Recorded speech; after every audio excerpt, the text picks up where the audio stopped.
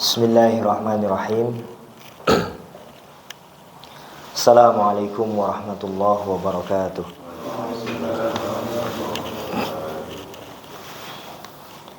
Innal hamdalillah nahmaduhu wa nasta'inuhu wa nastaghfiruh wa na'udzu billahi min syururi anfusina wa min sayyiati a'malina. Man yahdillahu fala mudilla lahu wa man yudlil fala hadiya lahu. Ashhadu an la ilaha illallah wa ashhadu anna Muhammadan abduhu wa rasuluh. Allahumma salli ala Muhammad wa ala alihi wa ashabihi wa man tabi'ahum bi ihsanin ila yaumil qiyamah. Amma ba'd. Bapak Ibu, saudara sekalian yang dimuliakan Allah, marilah terlebih dahulu sebelum kita memulai kajian pada siang hari ini, kita memanjatkan rasa syukur kita kehadirat Allah Subhanahu wa Ta'ala atas limpahan nikmat dan juga karunia-Nya yang melimpah kepada hamba-hambanya, terutama adalah nikmat keimanan, nikmat keislaman, dan juga nikmat kesehatan, yang dengan semua itu memungkinkan kita untuk bisa hadir di tempat yang mudah-mudahan Allah berkahi ini untuk bersama-sama selain beribadah sholat zuhur, juga untuk bersama-sama berbagi tentang kajian keislaman yang pada siang hari ini insyaallah temanya adalah tentang fikih kurban. Karena sebentar lagi insyaallah kita akan bersama-sama melaksanakan salah satu ibadah dalam Islam, yaitu ibadah kurban. Bapak Ibu jamaah sekalian yang dimuliakan oleh Allah, sebelum sampai ke pembahasan tentang fikih kurban itu, terlebih dahulu mari kita awali dan renungkan bersama tentang esensi dari ibadah yang Allah wajibkan kepada kita. Karena setelah kita merenungi dan meresapi makna dari esensi ibadah itu, mudah-mudahan nanti kita bisa memaknai ibadah kurban yang akan kita kerjakan itu dengan lebih bermakna. Tidak hanya sekedar kegiatan atau ibadah rutin tahunan yang mungkin tanpa makna. Bapak Ibu jamaah sekalian yang dimuliakan Allah, sebenarnya apa esensi dari kita hidup di dunia ini?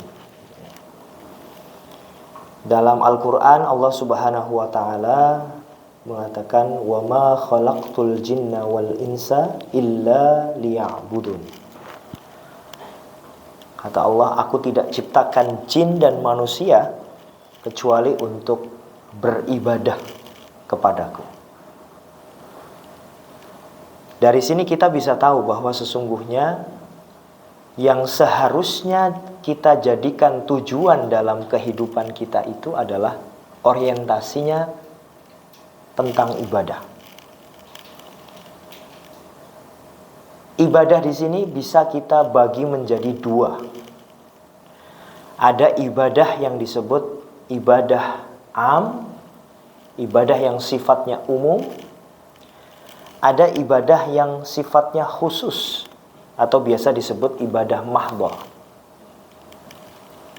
Ibadah yang sifatnya umum, ya, sebagaimana namanya ibadah umum begitu, sifatnya luas. Jadi kita bekerja, kita mengasuh anak, ya, kita berkeluarga, bahkan kita makan, minum, ya, berkegiatan sehari-hari, itu bisa dinilai sebagai ibadah kalau diniati oleh kita sebagai ibadah. Karena itu ibadah umum bentuknya banyak, jenisnya banyak, ya. Setiap amalan yang sifatnya netral bisa bernilai ibadah kalau itu diniati sebagai ibadah. Begitu juga sebaliknya, ibadah atau aktivitas amalan sehari-hari yang sifatnya netral, bekerja, lalu kemudian makan dan lain sebagainya, kalau kita niati bukan sebagai ibadah, maka akan mendapatkan niat sebagaimana yang kita niati, ya. Pahalanya hanya sebatas itu. Karena itu, Bapak Ibu jamaah sekalian, Islam memberikan ruang yang sangat luas kepada kita hamba-hambanya untuk menambah pahala-pahala ibadah melalui jalur ibadah umum ini, yang bentuknya sangat banyak, ya, bentuknya sangat bervariasi, gitu. Asalkan kita niati sebagai ibadah, maka kita akan mendapatkan pahala ibadah. Nah, yang kedua, Bapak Ibu jamaah sekalian, selain ibadah yang sifatnya umum, ada ibadah yang sifatnya khusus atau ibadah mahdhah, biasa kita sebut. Apa kriteria atau ciri-ciri dari ibadah mahdhah ini? Ibadah mahdhah ini di antara ciri utamanya adalah dia harus dicontohkan oleh Rasulullah Shallallahu Alaihi Wasallam. Dia harus disyariatkan secara jelas oleh ajaran Islam. Selama Rasulullah tidak mengajarkan, maka kita tidak boleh untuk melakukan ibadah-ibadah tertentu yang sifatnya ibadah mahdhah. Karena itu landasannya harus jelas, bahwa Rasulullah harus mengajarkan terlebih dahulu, harus memberi contoh terlebih dahulu, baru kemudian itu bisa dikategorikan sebagai ibadah mahdhah, ya. Karena itu dalam kasus ibadah mahdhah ini, jamaah sekalian, ada prinsip atau kaidah dalam Islam yang perlu kita ingat-ingat. Ulama memberikan kaidah, prinsip atau pagar, ya, dengan sebuah kaidah yang berbunyi al-aslu fil ibadah at-tauqif atau at-tahrim hatta yadullad dalil ala syari'atihi. Pada dasarnya ibadah-ibadah itu, khususnya yang ibadah sifatnya mahdhah ini, sifatnya khusus ini, itu tauqif, ya, menunggu sampai ada dalil, ya, atau dalam kaidah yang lain mengatakan at-tahrim, haram. Jadi ibadah itu pada prinsipnya haram dilakukan hatta yadullad dalil ala syari'atihi, sampai ada dalil, sampai ada keterangan bahwa Islam mensyariatkan ibadah tersebut, Rasulullah mengajarkan ibadah tersebut. Makanya ibadah-ibadah yang sifatnya mahdhah itu tidak luas, ya. Hanya tertentu saja dalam Islam, ya. Salat, ya. Puasa Ramadan, ya. Dan yang akan kita bahas ini yaitu ibadah kurban. Ibadah kurban itu juga adalah ibadah mahdhah, ya. Ibadah yang memang harus ada landasan dalilnya dari Rasulullah Shallallahu Alaihi Wasallam, dan itu memang dicontohkan oleh Rasulullah, dan ada dalam teks Al-Quran maupun hadis keterangan tentang ibadah kurban, ya. Bapak Ibu jamaah sekalian yang dimuliakan Allah, syariat kurban ini setidaknya bisa kita telusuri dari ayat Al-Quran, Quran surah Al-Insyirah, ya, ayat yang kedua, dan juga Quran surat Al-Hajj ayat 37.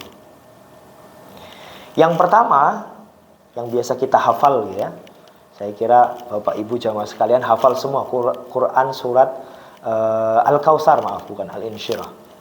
Inna a'tayna kal kautsar fasalli li rabbika wanhar. Ya. Inna a'tayna kal kautsar. Sesungguhnya kami Allah telah memberikan nikmat yang banyak kepadamu ya Muhammad. Fasalli li rabbika wanhar. Karena kamu telah diberikan nikmat, ya, maka sholatlah dan berkurbanlah sebagai bentuk rasa syukurmu kepada Allah Subhanahu wa Ta'ala. Jadi Allah sebenarnya sedang berdialog dengan Nabi Muhammad. Tapi dalam Al-Quran, ya, kalau Allah sedang berdialog dengan nabi-nabi tertentu, sesungguhnya itu juga berdialog dengan kita, hamba-hambanya. Ya. Maka dalam hal ini, syariat kurban itu tidak hanya disyariatkan kepada Nabi Muhammad, tapi juga kepada kita, umat Nabi Muhammad. Tidak hanya umat Nabi Muhammad, bahkan umat-umat sebelum Nabi Muhammad pun disyariatkan ibadah kurban. Ya, sebagaimana dalam Quran surat Al-Hajj ayat 37. Allah Subhanahu wa Ta'ala mengatakan, walikulli ummatin ja'alna mansakan. Setiap umat itu, ya, selalu ada syariat kurban sebagai bentuk pengakuan ibadah kepada Allah Subhanahu wa Ta'ala. Jadi tidak hanya Nabi Muhammad saja yang diberikan kewajiban untuk berkurban, tapi nabi-nabi yang lain dan umat-umat yang lain pun diberikan kewajiban untuk berkorban. Ya. Mungkin ada yang bertanya-tanya, dan bahkan mungkin orang-orang yang sinis, ya, kepada Islam itu kemudian sering menganggap bahwa kurban itu kan menyembelih binatang, menyembelih hewan gitu, lalu diberikan kepada Allah.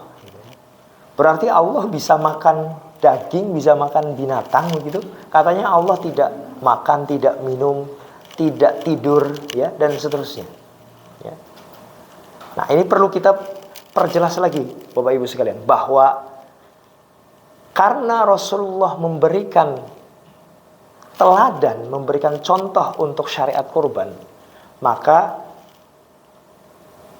contoh tersebut yang menjadi landasan bagi kita, ya, bahwa umat-umat sebelum kita juga disyariatkan kurban, dan bukan berarti bahwa Allah Subhanahu wa Ta'ala itu juga makan daging kurban, makan darah dari kurban yang kita sembelih tersebut.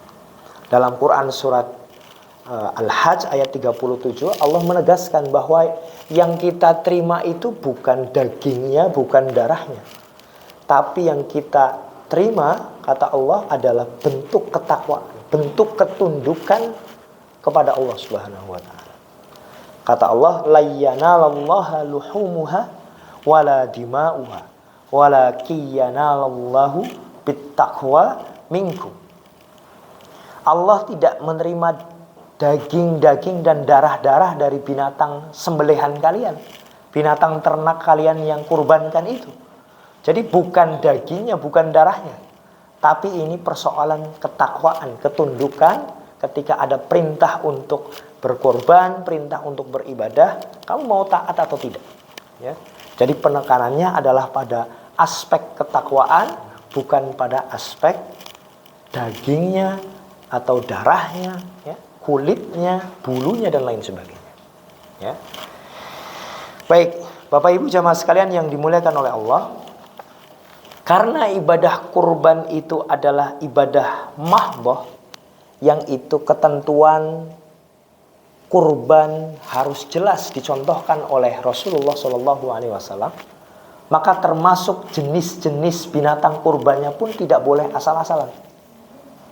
Tidak boleh kita memilih binatang kurban seenak kita sendiri. Saya nggak mampu beli sapi, nggak mampu beli kambing, misalkan saya mau kurban ayam. Ya. Dan ini ada dalam salah satu daerah di Indonesia, Bapak Ibu sekalian, yang meyakini bahwa kurban itu boleh menggunakan ayam. Ya. Jadi ada salah satu daerah itu, dan ini menjadi penelitian dalam sebuah jurnal, ya, bahwa masyarakat itu menyembelih binatang kurban bukan sapi, bukan kambing, bahkan bukan onta, ya, tapi yang disembelih adalah ayam. Ya. Nah, ini unik. Makanya kalau kita kembalikan pada syariat Islam, tidak boleh asal-asalan binatang apa yang akan kita jadikan sebagai sembelihan kurban, karena itu sudah ditentukan oleh Allah Subhanahu wa taala. Terkait dengan jenis hewan kurban ini, Allah Subhanahu wa taala berfirman, "Wa likulli ummatin ja'alna mansakan liyadhkurusmallaha 'ala ma razaqahum min bahimatil an'am." Ya. Setiap umat itu telah kami jadikan syariat kurban. Ya. Sebelum Nabi Muhammad pun sudah kami syariatkan kurban. Tujuannya untuk apa? Liyadhkurusmallah. Agar mereka, ya, mengingat Allah, menyebut Allah, ya, bersyukur kepada Allah, beribadah kepada Allah atas apa yang telah Allah rizkikan kepada mereka berupa bahimatil an'am, binatang ternak. Nah, bahimatul an'am itulah yang kemudian oleh para ulama dijelaskan bahwa bahimatul an'am, binatang ternak itu yang boleh dijadikan sembelihan kurban, ya, adalah pertama lembu. Ya. Lembu itu bisa sapi dan bisa kerbau, tapi kerbau tidak terlalu familiar kalau dalam masyarakat kita, ya. Tapi di salah satu daerah di Indonesia justru malah sapi tidak dikurban karena menghormati satu ajaran tertentu di daerah tersebut, yang dijadikan kurban adalah kerbau. Maka dalam kategori ini lembu termasuk di dalam. Ya. Lembu mencakup sapi dan juga kerbau. Kemudian yang kedua kambing, ya. Yang ketiga onta. Jadi hanya 3 binatang ini yang dicontohkan oleh Rasulullah dan diperbolehkan untuk dijadikan sebagai sembelihan kurban. Selain itu bagaimana? Karena Rasulullah tidak mencontohkan, maka kita kembalikan kepada kaidah tadi yang di atas. Al-aslu fil ibadah at-tahrim. Ya. Pada dasarnya ibadah itu hukumnya haram sampai ada contoh dari Rasulullah, ya, contoh dari syariat Islam. Karena itu selain 3 binatang ini tidak diperkenankan untuk dijadikan sembelihan kurban. Ya. Nah, Bapak Ibu jamaah sekalian yang dimuliakan oleh Allah, lalu kemudian daging kurban itu diperuntukkan untuk siapa? Daging-daging sembelihan kurban yang telah kita sembelih itu diberikan kepada siapa? Diperuntukkan untuk siapa? Dalam Quran surah Al-Hajj ayat 28 dan 36 dijelaskan. Kata Allah, "Fakulu minha wa at'imul ba'is wal faqir." Ya. Jadi kategori pertama dan ketiga itu, kategori pertama dan kedua adalah fakulu minha. Makanlah sebagian dari binatang sembelihan itu. Artinya berarti sahibul kurban boleh mengambil binatang sembelihan. Ya, fakulu minha. Makanlah sebagian dari binatang sembelihan itu. Lalu selain itu siapa? Wa at'imul ba'is wal faqir. Lalu berikanlah binatang kurban itu, sembelihan kurban itu kepada orang yang sangat sengsara lagi fakir. Jadi yang pertama, sahibul kurban berdasarkan ayat fakulu minha. Makanlah sebagian dari sembelihan itu. Makanlah di sini ditujukan kepada sahibul kurban. Jadi kita boleh, kalau kita menjadi sahibul kurban nanti di hari raya kurban itu, kita boleh mengambil binatang kurban, sembelihan kurban tersebut sebagai bagian dari peruntukan daging kurban itu. Yang kedua untuk siapa? Al-ba'is al-fakir. Orang yang sangat sengsara lagi fakir. Nah, yang ketiga siapa? Fakulu minha fa'at'imul qani'a wal mu'tar. Kata Allah, makanlah sebagian binatang kurban tersebut dan berikan kepada al-qani'. wal mu'tar. Orang yang tidak meminta-minta dan orang yang meminta-minta. Ya. Jadi ada 3 kategori orang yang boleh diberikan binatang kurban, daging kurban. Sahibul kurban, lalu kemudian orang yang sangat sengsara lagi fakir. Yang ketiga, orang yang minta-minta maupun orang yang tidak minta. Artinya boleh kita memberikan binatang kurban tersebut kepada orang yang mampu, gitu ya. Saudara kita barangkali dia orang kaya, ya. Tapi karena kita berkorban jadi sahibul kurban, ya, lalu kemudian kita kasih, itu tidak apa-apa. Jadi ini berbeda dengan zakat. Yang zakat itu ditentukan 8 golongan, ya, 8 asnaf itu. Kalau kurban, ya, diberikan boleh kepada 3 ini. Orang yang meminta-minta dan orang yang tidak meminta-minta, lalu orang yang fakir dan sengsara, dan juga sahibul kurban, ya. Termasuk dalam hal ini, ya, barangkali diskusi dan perdebatannya tentang bagaimana kalau kita memberikan kepada non-muslim. Kita punya tetangga non-muslim, bagaimana memberikan itu? Kalau kita kembalikan kepada tafsir ayat ini, al-qani wal mu'tar itu sifatnya umum. Orang yang minta-minta dan orang yang tidak minta-minta itu sifatnya umum. Bisa muslim, ya, bisa kafir, ya, bisa non-muslim, ya, kaya, miskin dan lain sebagainya. Jadi masuk dalam kategori al-qani wal mu'tar. Tentu tetap harus diprioritaskan, diberikan kepada siapa terlebih dahulu.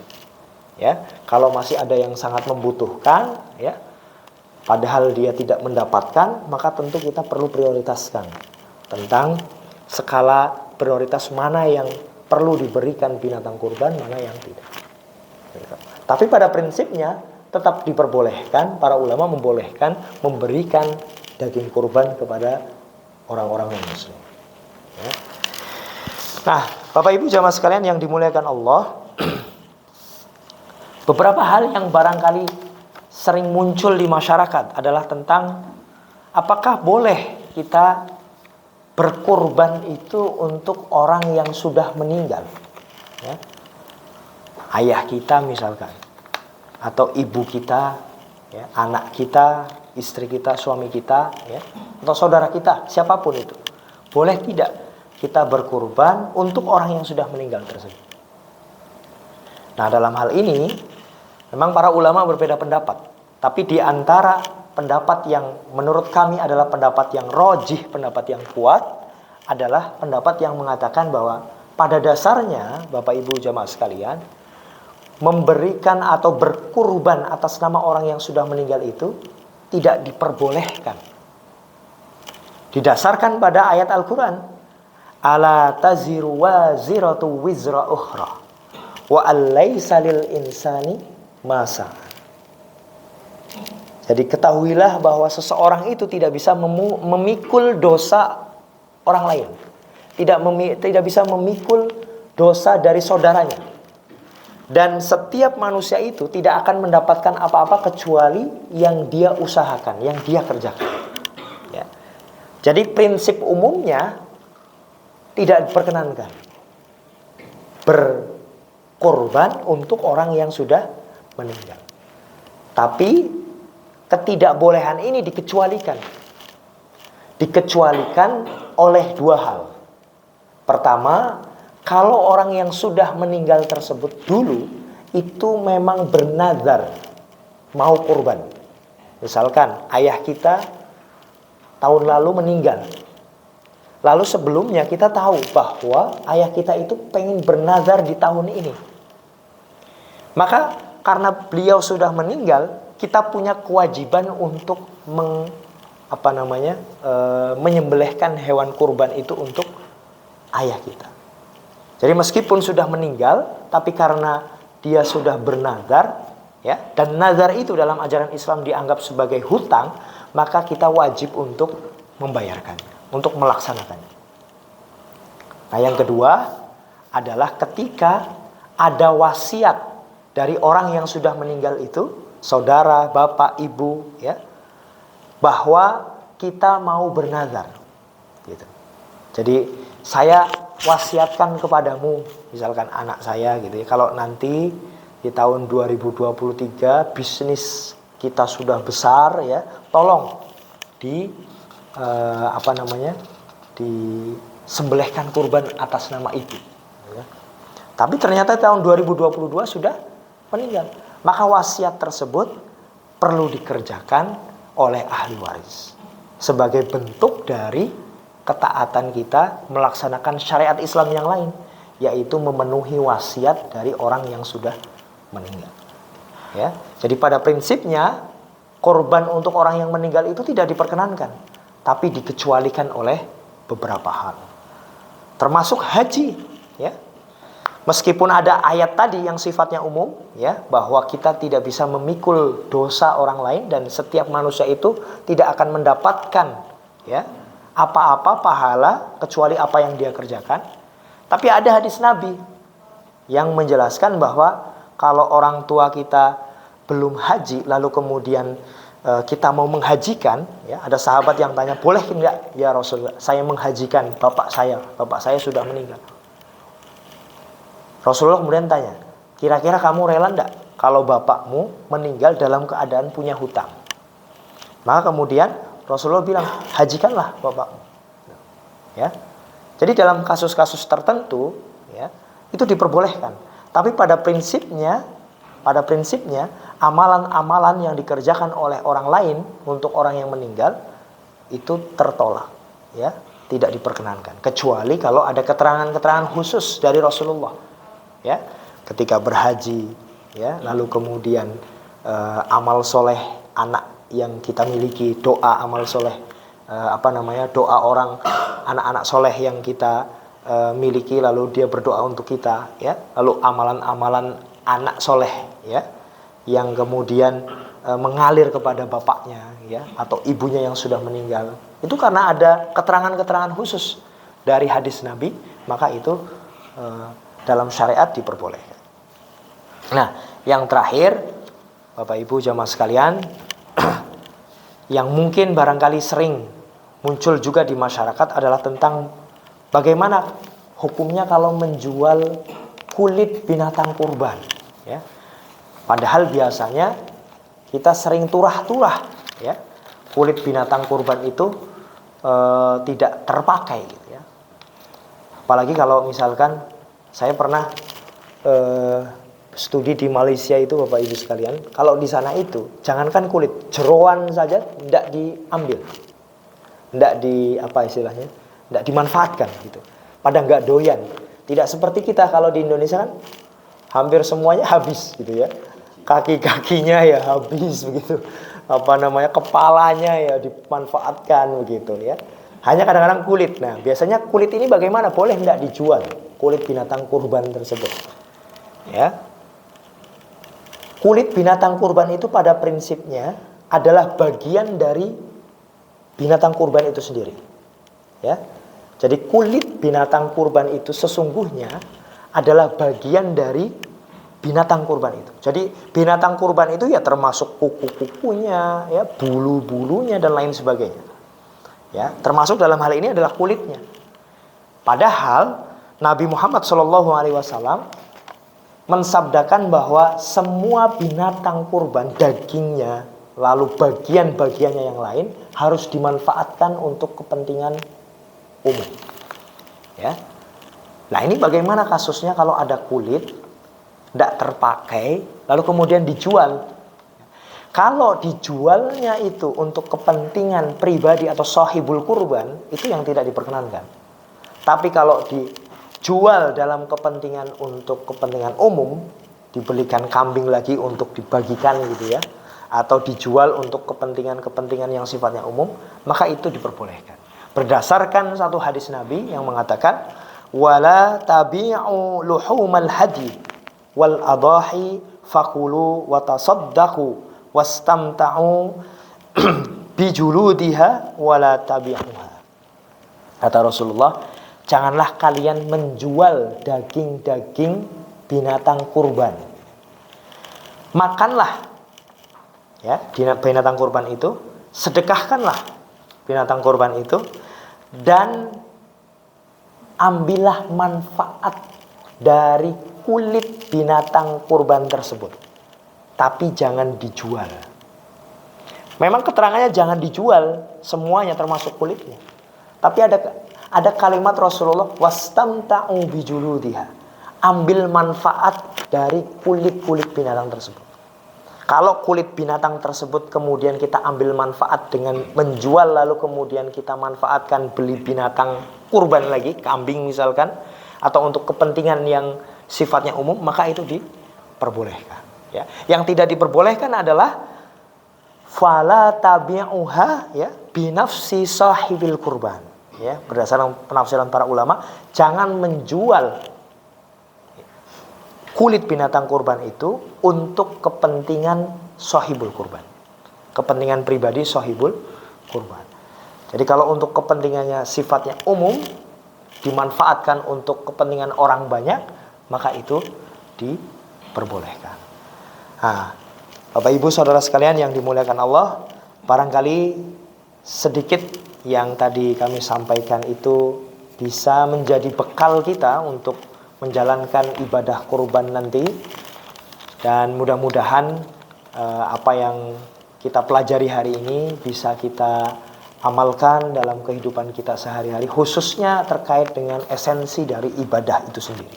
Ya, memang tidak mengcover barangkali persoalan-persoalan yang muncul di masyarakat, tapi setidaknya barangkali kalau ada yang mau didiskusikan atau ditanyakan bisa kita lanjutkan. Mungkin itu Bapak Ibu jamaah sekalian yang dimuliakan Allah, kurang lebihnya mohon maaf. Assalamualaikum warahmatullahi wabarakatuh.